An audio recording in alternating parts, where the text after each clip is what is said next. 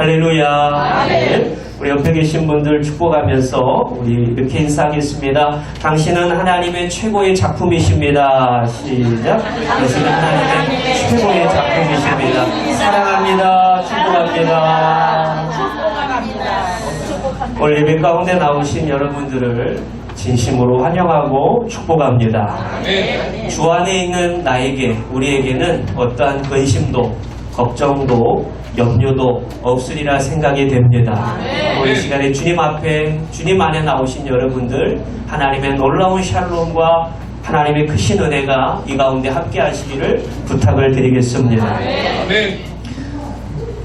오늘 우리는 로마서 말씀을 매주마다 시리즈별로 보고 있습니다.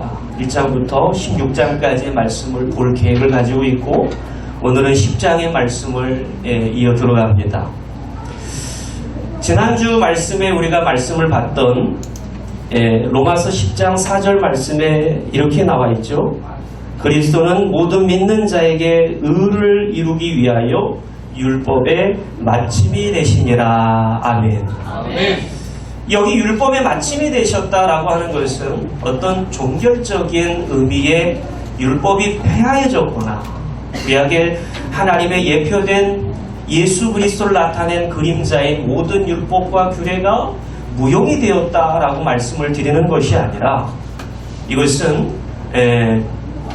율법의 완성이 되었고 결국은 율법의 종결로 예수 그리스도께 말미암아, 예수 그리스도에 이르러서 예수 그리스도로 말미암아 모든 하나님의 말씀이 다 성취가 되었다라고 우리는 기억해야 될 것이라고 우리가 말씀을 드렸습니다. 예수 그리스도를 통하여 모든 말씀이 하나도 빠짐없이 이루어졌다라는 거예요. 사랑하는 성도 여러분, 그렇기 때문에 오늘날 우리가 다시금 회복해야 될 신앙은 바로 예수 그리스도의 기초에 선, 바로 다시금 복음으로선 우리의 신앙이 회복되어져야 될 줄로 믿습니다. 주객이 전도되어서 무엇이 주고 무엇이 객인지 알지 못하는, 무엇을 향하여 목적을 가지고 달려가는지 모르는 이러한 호탁하고 혼미하고 이러한 우둔하우매한 세상 속에서 우리가 목적을 분명히 하여서 처음과 나중이 되시고 알파와 오메가 되시는 그리스도께 초점을 맞추며 살아갈 때 마침내 저 여러분들이 하나님이 원하시는 승리의 길을 걸어가게 될 줄로 믿습니다. 오늘은 우리는 하나님의 크신 열심으로, 하나님의 은혜로 말미암아, 우리가 지난주 말씀에서도 말씀을 드렸지만 나의 열심과 나의 의가 아니라, 나의 자랑이 아니라 우리는 올바른 지식에 따라서 하나님의 의와 하나님의 열심을 따라가는 삶을 살아갈 때에 비로소 그 삶이 하나님이 기뻐하시는 삶과 신앙의 길이라고 말씀을 드렸습니다. 나의 의가 아니라 하나님의 의를 쫓아 살아가는 삶. 그렇다면 오늘 말씀은 하나님의 의를 쫓아서 살아가는 사람의 모습은, 그 결과는 결국은 구원을 이루어 갈 수밖에 없는데, 그 하나님이 기뻐하시고 하나님의 아들 예수 그리스도를 이 땅에 보내셔서 우리의 모든 죄들을 씻어주시고 용서하시고 우리를 의롭다 하신 하나님의 크신 은혜를 따라 우리가 살아감에 있어서 우리의 결국 종착역은 구원, 하나님이 원하시는 구원에 이르기까지 우리는 나가야만 하는데, 그 구원에 이르기까지 구원의 열매들로서, 구원을 이루어가는 통로로서 나타나는 현상들이 있다라는 거예요. 그것이 바로, 한번 따라해 주시겠습니까? 오늘 말씀의 제목인데요. 마음과 입술의 고백. 마음과 입술의 고백. 감사합니다. 우리의 마음과 우리의 입술의 고백을 통하여서 우리는 하나님이 원하시고 그토록 우리에게 바라시는 하나님 나라의 영광을 누리며 그 하나님의 놀라운 상급을 받고 살아갈 수가 있게 되는 줄로 믿습니다. 구원의 문제라는 거예요. 여러분, 과거에 마틴 루터가 종교개혁을 할 당시에 그 로마 캐톨릭에서의 그 엄청난 부정과 부패가 있었던 것을 아실 것입니다. 로마 캐톨릭에서 가장 큰 죄악과 부패의 결과라고 할 것 같으면 면죄부를 팔았다라는 거예요. 인간의 목숨을 돈을 주고 사고 판 현장이 그 당시에 그처럼 어둡고 침울하고 영적 암흑 속에 있었던 것을 반영하고 있습니다. 방탕과 호화로운 생활을 즐기던 당시 교황 레오 10세가 성 베드로 대성당 건축 기금을 모금한다라는 명목으로 사람이 죽은 후에 구원을 받을 수 있다라고 하는 이 속죄표라고 선전하며 이 면죄부를 만들어다가 많은 무지한 백성들에게 아주 순수한 영혼들에게 면죄부를 돈을 주고 팔기를 시작합니다. 이때 면죄부 판매 책임자인 수도사이며 최고의 당시 운명가였던 요한 tetzel이라고 하는 사람이 이렇게 당시에 설교했다고 합니다. 그대로 인용해드리면 지금 맬 수도 있고 풀 수도 있는 권세를 받은 교회가 천국과 지옥문을 열어놓았습니다. 면죄부를 사는 사람은 과거, 현재, 미래의 죄가 이 자리에서 곧 사함을 받을 것이요 회개 필요 없이 현재 살아있는 자뿐 아니라 죽은 자나 또 연옥에 있는 자를 위하여 이 표를 사면 그 돈이 헌금궤에 쩔렁 떨어지는 소리와 함께 그는 천국에서 곧 지옥에서 천국으로 올라갈 것입니다 라고 tetzel이 설교했다 합니다. 어떤 내용이죠?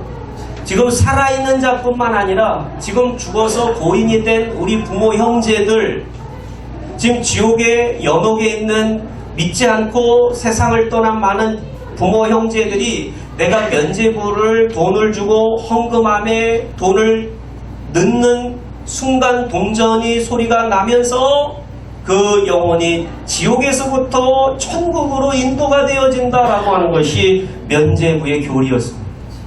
여러분 너무나도 허무맹랑하죠. 어떻게 이런 일이 있을 수 있었습니까? 그런데 놀랍게도 당시에 엄청난 많은 사람들이 무지했던 백성들이 이 면죄부를 돈을 주고 사서 지금 로마에 가보면 그 큰 페트로 성당, 베드로 성당이 지금 세워질 수 있었던 기틀을 마련한 것이 이 면죄부의 판매와 수익을 통해서였습니다.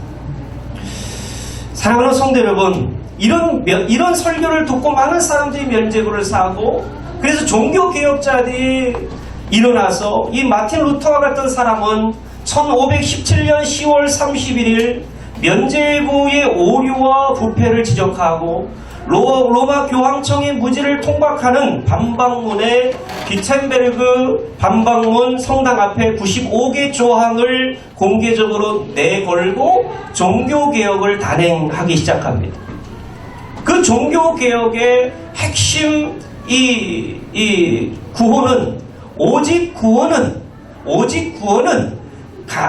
개인이 가지고 있는 믿음으로 받는다라고 외쳤습니다. 할렐루야. 오직 구원은요, 금전적으로 선행을 통해서 어떤 인간의 공로를 통하여 받는 것이 아니라 구원은 우리가 지금까지 로마서 말씀의 핵심 교리 로마서 1장 17절 말씀에도 나와 있듯이 오직 의인은 믿음으로 말미암아 살리라 함과 같이 구원은 믿음으로 말미암아 받게 된다라고 외쳤습니다. 그리고 오늘날에도 보시면 복음이 아닌 것을 전하는 사람들은 구원은 무엇인가 나의 의의를 행해야지 받는다라고 그렇게 설파하고 있습니다. 믿음 플러스 무엇인가를 더 해야지만이 구원을 받을 수 있다라고 우리는 흔히 이야기하고 우리가 은연중에 그렇게 생각하고 있습니다. 내가 뭔가 구원받을 만한 어떤 요소가 있어야지 하나님이 나를 보시고 구원하시지라고 하는 생각이 잠재적으로 있다라는 것입니다. 그러나 여러분, 오직 예수 그리스도를 구주로 믿으면 구주로 나의 구원자로 나를 죄에서 나를 건지시고 나를 사망에서 건지셔서 하나님 나라 영원 천국에서의 삶을 허락하실 수 있는 그 구원자이신 예수 그리스도를 믿음으로 믿으면 구원을 받게 되는 줄로 믿습니다. 다른 복음은 없습니다. 다른 기쁜 소식은 없어요. 다른 우리를 만족시킬 만한 어떠한 동서남북에서 들려오는 소리는 우리에게 구원이 되지 않습니다. 복음이 모든 믿는 자에게 구원을 주시는 오직 예수 그리스도의 십자가와 부활만이 우리에게 구원을 주시는 하나님의 능력인 줄로 믿습니다. 그래서 사도행전 4장 12절 말씀에 이렇게 누가는 기록하고 있습니다. 다른 이로써 구원받을 수 없나니 천하 사람 중에 구원을 받을 만한 다른 이름을 우리에게 주신 일이 없음이라 하였더라 그랬어요. 예수님 외에 구원받을 만한 이름을 우리에게 주신 일이 없는 줄로 믿습니다.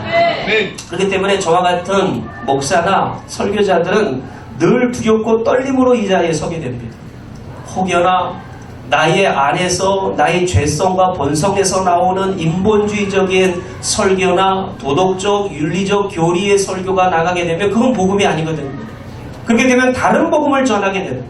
갈라디아서 1장 8절 말씀에 이렇게 우리에게 경고하고 있습니다. 우리나 혹은 하늘로부터 온 천사라도 우리가 너희에게 전한 복음 외에 다른 복음을 전하면 저주를 받을지어다 그랬어요.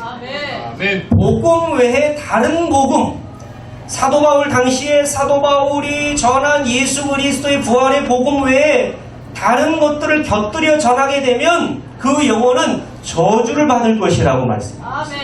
그렇기 때문에 우리는 타산지석을 삼고 반면교사를 삼아서 우리는 날마다 우리 자신을 돌아보고 내가 복음으로 살아가고 있는지, 내가 복음으로 구원을 받는다라고 하는 믿음의 교리를 따르고 있는지를 우리는 날마다 점검하며 돌아보며 우리는 믿음으로 살아가야 될 줄로 믿습니다.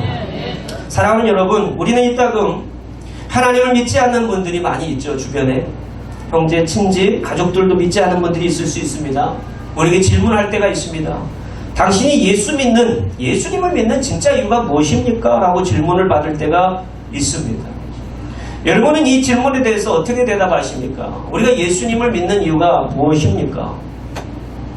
물론 사람에 따라서 이 질문에 대한 답변이 다 다르게 나올 수 있습니다. 천차만별일 거예요. 그러나 엄격히 말하면 이 질문은 건성으로 교회를 다니는 사람에게는 해당되지 않죠. 건성으로 교회를 다니는 분들은 이 질문에 대해서 해당치 않는 거예요. 왜냐하면 이 질문은 진실한, 정말 순수하고 진실한 순전한 믿음을 가진 사람들을 위한 것이고, 그리고 진실한 믿음을 가진 사람은 누구든지 단 한 가지 동일한 대답이 나올 것이기 때문이에요. 우리가 예수 그리스도를 믿는 진짜 이유는 무엇입니까? 구원을 받기 위함입니다. 구원을 받기 위해서. 베드로전서 1장 9절 말씀 베드로사는 이렇게 얘기합니다. 믿음의 결국 곧 영혼의 구원을 받음이라 그랬어요. 우리가 이렇게 신앙생활하고 주일에 2부 예배에 나와서 예배를 드리고 날마다 매일의 삶 가운데 기도하고 순간순간 무시로 기도하고 말씀을 보는 건 뭡니까? 금식하는 이유는 뭐예요? 우리는 믿음의 결국에 곧 구원이 있기 때문에 여러분 열심히 신앙생활하는 이유는, 예수님 믿는 진짜 이유는 사실 구원이라고 얘기할 수밖에 없는 것입니다. 근데 사실 이 구원이라고 하는 것이 한두 마디로 간략하게 정의할 수 없으리라 많지 너무나도 풍부한 내용을 가지고 있기 때문에 이 잠깐의 이 20분, 30분 되는 이 시간에 구원에 대해서 풍성하게 설명할 수가 없습니다. 그렇기 때문에 여러분 오늘 이 시간에 우리는 구원을 두렵고 떨림으로 이루어 가야 되고, 우리는 믿음의 결국, 모두가 다 세상 사람들이 유한한 세상 속에서 제한된 자원을 가지고 살아가다가 결국 우리는 때가 되면 하나님 나라에 다 가야 됩니다. 영원히 사는 영원 존재는 없어요. 다 유한하고 우리는 때가 되면 각자에 맡겨진 생명의 때에 우리는 하나님께 부름을 받고 가야 되는 거예요. 그때 여러분 우리는 믿음으로 말미암아 구원을 이루게 되는데, 오늘 이 믿음으로 말미암는 구원에 대해서 우리가 자세하게 좀 들어가서 살펴보기를 원하는 거예요. 마음과 입술의 고백. 자, 9절 말씀을 한번 보시겠습니다. 10장 9절 말씀을 한번 읽어보시겠어요? 시작. 내가 만일 내 입으로 예수를 주로 시인하며 또 하나님께서 그를 죽은 자 가운데서 살리신 것을 내 마음에 믿으면 구원을 받으리라. 아멘. 지금 여기 핵심적으로 우리가 예수님을 믿는 것, 마음으로 믿는 것, 입으로 시인하는 그 주요 내용은 무엇이죠? 예수 그리스도를, 하나님께서 그 예수 그리스도를 죽은 자 가운데서 살리신 것, 즉 예수 그리스도께서 인간의 몸을 입고 오시고 하나님 되신 그분이 우리의 죄 때문에 대신 죽어주시고 속죄 제물로 우리를 위하여 죽어주시고 우리 모든 죄를 사하여 주시고 우리를 죄에서 건져주시고 예수님이 죽은 자들의 첫 열매가 되셔서 다시금 부활하셨듯이 우리도 소망을 품고 나가는 것은 주님이 부활하시듯 우리도 죽음의 권세에서 다시금 부활하여서 영원한 하나님 나라에서 누리게 될 것이라고 하는 예수 그리스도에 대한 소망의 인내를 가지고 살아가게 되는 것이죠.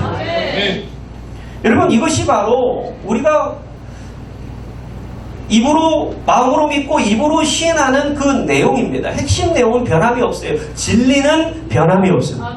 그러면 이것을 고백하게 되어지는 이런 모습들을 통해서 구원을 이루어가는 통로로서 뭐와 뭐가 함께 하게 되냐면 마음과 입술이 함께 하게 되는 거예요. 마음과 입의 고백이 함께 합니다. 오늘 본문의 말씀만 봐도요, 사도 바울은요, 우리의 마음과 입술의 고백이 따로 떨어져 있는 것이 아니라 거의 불가분리의 원칙과 같이 하나임을, 거의 하나와 같음을 고백하고 있어요. 그래서 마음과 입술을 강조하여 3번이나 강조하고 있어요. 10장 말씀만 봐도요, 8절 보시면 그러면 무엇을 말하느냐? 말씀이 내게 가까워 내 입에 있으며 내 마음에 있다 하였으니, 여기 보시면 마음과 입술의 입에 대해서 말씀하고 있어요. 9절 말씀에도 입과 그리고 마음에 대해서 말씀하고 있습니다. 10절 말씀에도 보실래요? 다 같이 한번 읽어보겠습니다. 시작. 사람이 마음으로 믿어 의에 이르고 입으로 시인하여 구원에 이르느니라. 그랬어요. 네. 자, 마음과 입술과의 관계가 있다라는 것을 우리는 이 말씀을 통하여 또 성경에서 말씀하는 말씀을 통하여 우리는 깨달을 수가 있어요.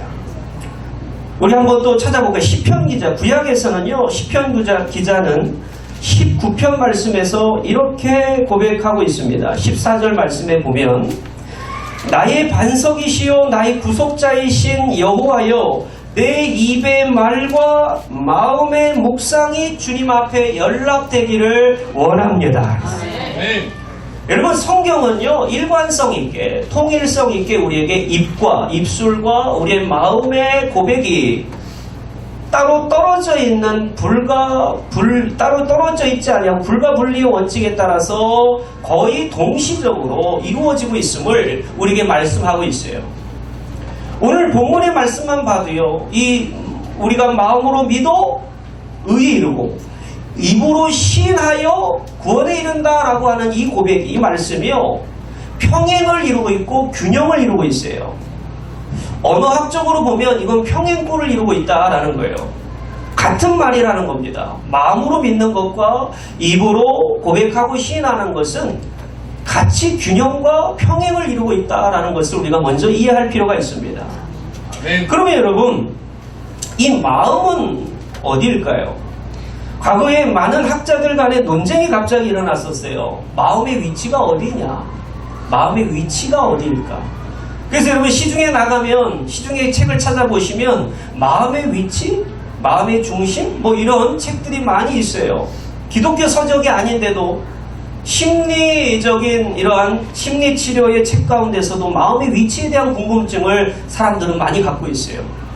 그래서 어떤 저는 상반된 의견에 대해서 반론을 제기하고자 오늘 말씀을 드리는 것이 아니라 그냥 정리된 부분을 말씀드리면, 공통적으로 동의하는 부분이 인간의 육체적인 심장 어느 근처에 우리의 마음이 존재할 것이다 라고 이야기들 합니다. 그리고 더 나아가서 우리의 마음, 우리 육체를 이루고 있는 인간의 중심부, 인간의 중심 그 어느 부분에 마음이 위치해 있다라고 이야기를 합니다. 사랑하는 성도 여러분, 이 마음의 위치에 대해서 우리의 마음, 우리가 가지고 있는 마음이 여기 있다라고 생각을 하면 됩니다. 자, 제가 주일학생들에게 이런 질문을 주일학교 예배 시간에 드려봤어요. 인간을 구분을 하고 인간을 구분을 해보면 어떻게 인간이 구분되죠? 라고 질문을 드렸더니 아이들이 뭐라고 대답하시지 아십니까? 순수한 아이들이 머리, 가슴, 배요 이렇게 얘기하더라고요. 머리, 가슴, 배. 그리고 우리가 과거에 이제 뭐 과학 시간이나 이럴 때 파충류나 이런 해부 실험을 할 때 그렇게 머리, 가슴, 배를 이렇게 많이 들어서 그런지 인간이 머리, 가슴, 배만 있는 게 아니죠. 그 밑에는 뭐예요? 배입니까? 그럼? 여러분, 인간을 구성하는 요소를 이야기하면 어떻습니까? 육체와 영혼으로 이루어져 있죠. 우리가 눈에 보여지는 가시적인 보여지는 부분이 바로 육체예요. 육체가 어떻게 만들어졌는지는 창세기 1장과 2장의 말씀에 성경은 정확하게 말씀하고 있습니다. 하나님께서 인간을 창조하실 때 흙을 빚으셔서 그 아담이라고 하는 그 뜻이 붉은 흙이라고 하는 뜻이에요. 첫 인간 아담이. 그렇기 때문에 하나님이 진흙을 만드셔서 진흙으로 사람에게 생기를 불어넣으셔서 그 사람 진흙 덩어리가 생명이 된 줄로 믿습니다. 그러니까 그 진흙에 해당하는 부분이 육체예요. 육체. 그래서 내 몸 설명서라고 하는 그러한 TV 프로그램에서 충남대학교 이기호 박사님이 인간의 몸을 이렇게 표현했어요. 흙집이다. 화학과 교수님이거든요. 화학 원소를 연구하는 교수님인데 그 교수님이 인간의 육체를 다 연구해 보니까 흙으로 이루어져 있다는 거예요. 여러분, 인간의 육체는 흙입니다. 뼈도 마찬가지고 심장, 우리 모든 기관들이 다 흙으로 이루어져 있어요. 그러면 육체가 이 보여지는 흙덩어리라면, 흙집이라면 영혼은 어디 있을까요? 육체 안에 있죠. 육체 안에 담겨 있습니다. 영혼의 근원도 마찬가지로 하나님이 불어넣으신 영, 생기를 통하여 하나님의 영을 통하여 우리가 부여받게 된 생명이 있는 자로 영적인 사람들로서 살아갈 수가 있는 줄로 믿습니다. 그런데 인간을 구분할 때는 이분법으로 구분하기도 하지만 더 자세하게 설명을 드리면 삼분법으로 들어갈 수 있습니다. 우리 한번 말씀을 찾아서 볼까요? 영혼과 혼과 육체에 대해서 말씀을 나누는데요. 데살로니가 전서 5장 23절의 말씀을 한번 보시면 평강의 하나님이 친히 너희를 온전히 거룩하게 하시고 또 너희의 온 영과 혼과 몸이 우리 주 예수 그리스도께서 강림하실 때에 흠없게 보존되기를 원하노라 그랬어요. 영, 혼, 육이 있다라는 거예요. 지금 영혼과 이 영과 육은 말씀을 드렸어요. 그럼 혼은 뭘까요? 우리는 영을 영이라고도 하지만 또 영혼이라고도 이야기합니다. 그것은 뭐냐면 영과 혼이 밀접한 관계에 있고 또 육체와도 혼이 밀접한 관계가 있다라는 뜻이에요. 이 혼은 뭡니까? 바로 우리의 정신이에요. 또 우리의 보이지 않는 중심부에 있는 마음입니다. 근데 이것이 영과도 육체와도 매우 밀접한 관계를 가지고 있다라는 거예요. 어떻게 알 수 있습니까? 여러분, 현대인들이 가장 많이 고통하고 질병에 걸리는 부분이 신경성, 스트레스성, 이런 과민성 이런 얘기를 많이 들어보죠. 이런 복통, 위장장애, 가지가지 암 질병들 이 모든 것들이 스트레스예요. 이게 바로 여러분 마음과 정신에서 느끼는 혼이 병들었기 때문에 오는 질병들입니다. 그러면 여러분 이 마음이라는 것은 여러분 우리는 영보다는 우리의 정신과 이 마음 어디인가 심장 어디 근방에 있는 위치에 있는 이 혼이 바로 우리의 마음이라고 생각해 볼 수가 있습니다. 그러면 우리가 이 마음을 얘기할 때도 지정의라고 얘기를 하죠. 지정의. 우리가 하나님이 주시는 그런 혼에 대한 마음을 가지고 살아갈 때에 지정의를 느끼는데 여러분 지적 동의가 되는 거죠. 지적 동의가 있을 때에 우리가 하나님의 말씀을 이해하고 받아들일 수 있다라고 고백하게 되죠. 자, 그러면 이 마음과 입술의 거리는 어느 정도 될까요?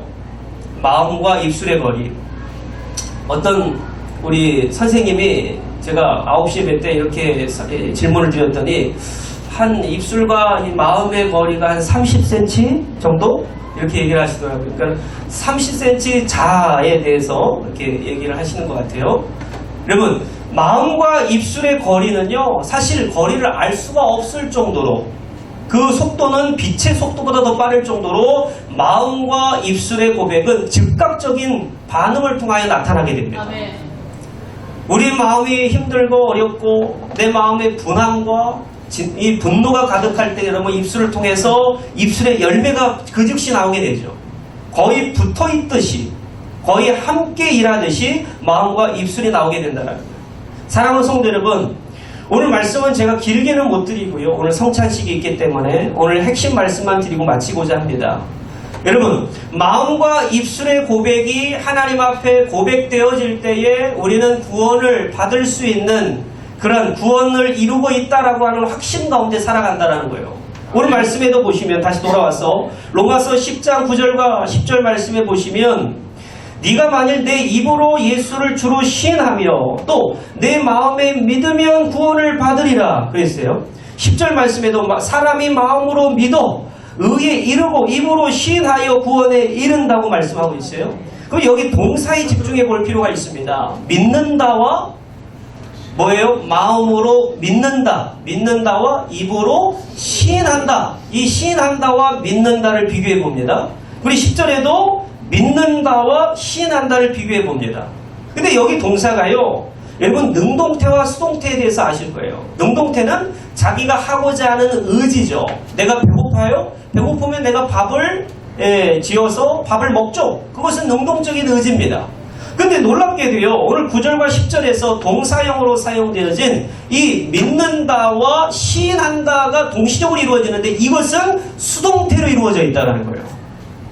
믿는 게요, 내가 믿는 게 아니라요, 내 안에 계신 성령 하나님께서 믿어지게 하시는 줄로 믿습니다. 아멘. 내가 믿는 게 아니에요. 아멘. 내가 시인하는 게 아니에요. 아멘. 여러분, 우리가 마음으로 믿고 입으로 시인하는 게요, 내가 하는 게 아닙니다. 하나님이 하시는 일입니다. 아멘.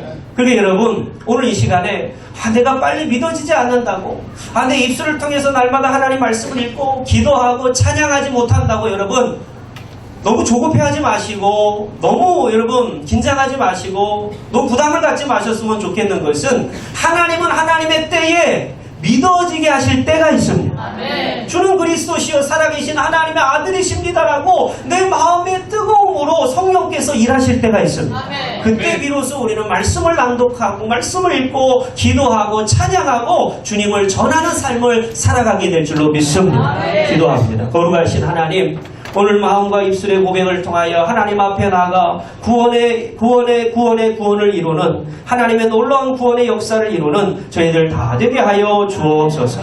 감사하며 예수 그리스도 이름 받들어 기도 올리옵나이다. 아멘.